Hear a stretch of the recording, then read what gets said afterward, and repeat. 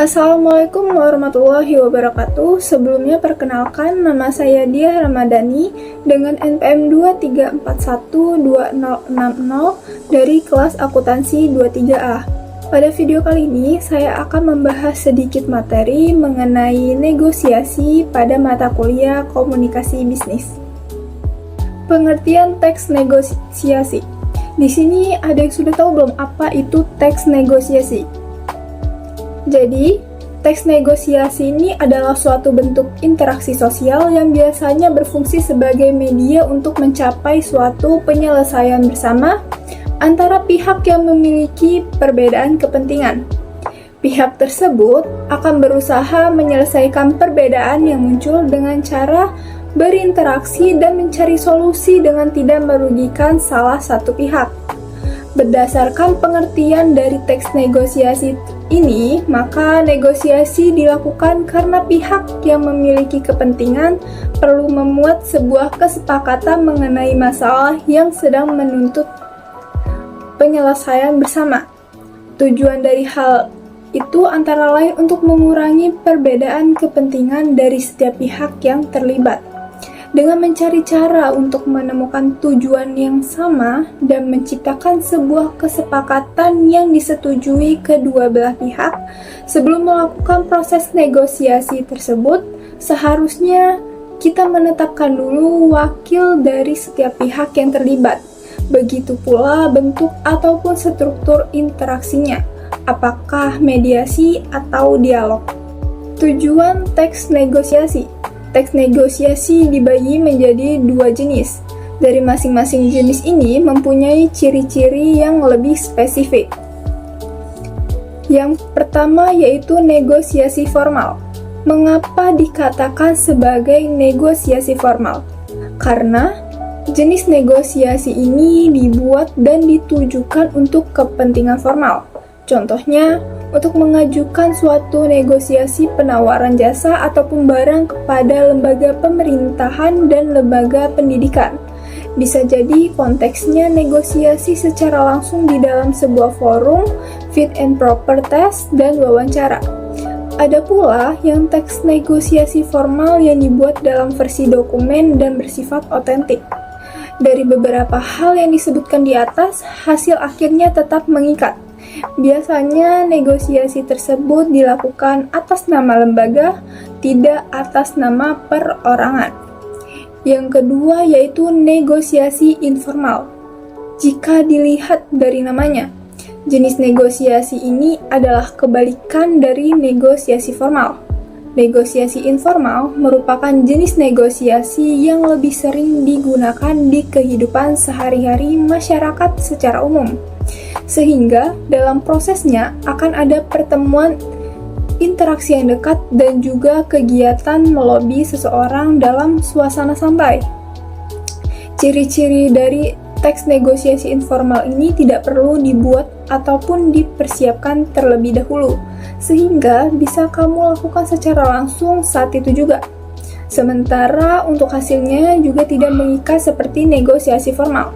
Berbeda lagi dengan pendapat Ismijanto yang membedakan teks negosiasi menjadi dua jenis, yaitu negosiasi lisan dan negosiasi tertulis.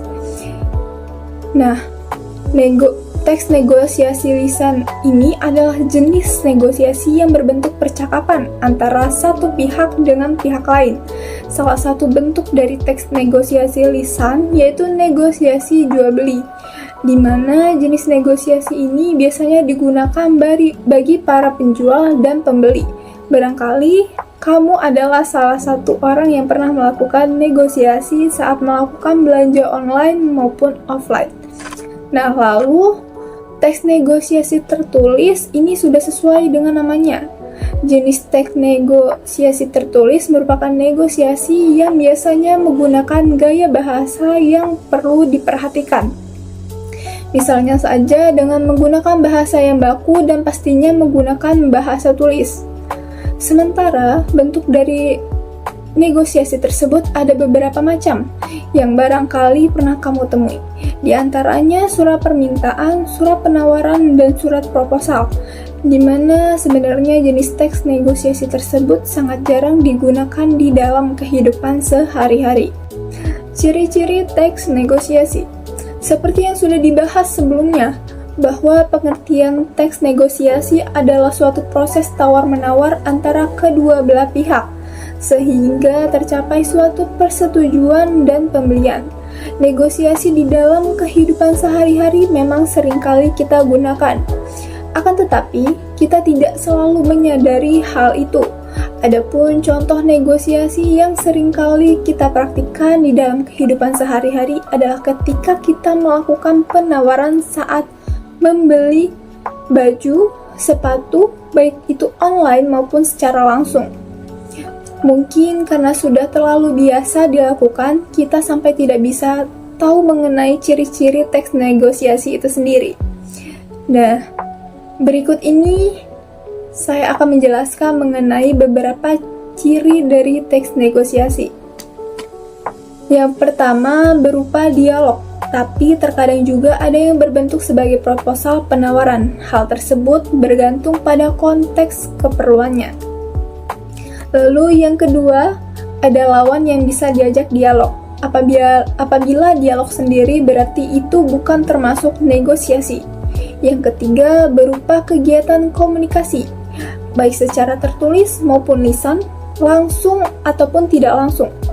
Yang keempat, munculnya proses negosiasi karena adanya perbedaan antara dua belah pihak. Dan yang kelima, yaitu tujuan akhir dari negosiasi adalah mendapatkan kesepakatan. Tujuan teks negosiasi.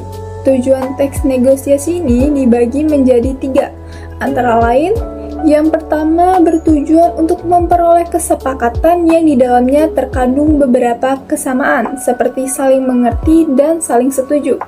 Yang kedua, dapat menemukan suatu jalan keluar atau penyelesaian dari negosiasi yang telah dilakukan oleh kedua belah pihak. Dan yang ketiga, pihak yang melakukan negosiasi sama-sama memperoleh keuntungan serta tidak ada pihak yang merasa dirugikan atau dikenal dengan istilah win-win solution. Struktur teks negosiasi. Dapat dikatakan bahwa ilmu negosiasi penting untuk diterapkan di dalam pekerjaan ataupun dalam kehidupan sehari-hari. Banyak orang yang menganggap hal tersebut sepele. Bahkan apabila kita mendalami lagi tentang teks negosiasi, ada beberapa struktur yang ada di dalamnya. Berdasarkan pengertian teks negosiasi, maka berikut ini adalah strukturnya. Yang pertama, orientasi. Orientasi yang dimaksud di sini adalah intro pengenalan ataupun salam pembuka.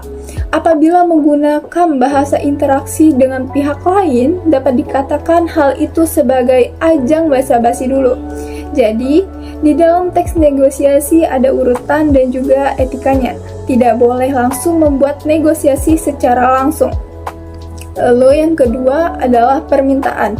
Setelah melakukan basa-basi, tahap selanjutnya adalah tahap permintaan.